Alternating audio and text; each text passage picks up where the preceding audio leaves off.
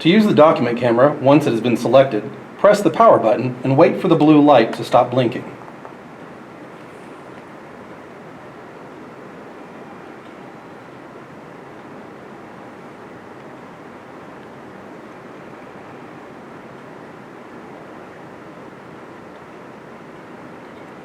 Press the focus button if it does not automatically focus. To turn off the document camera, press the power button. An on-screen prompt will ask you to verify that you wish to power down.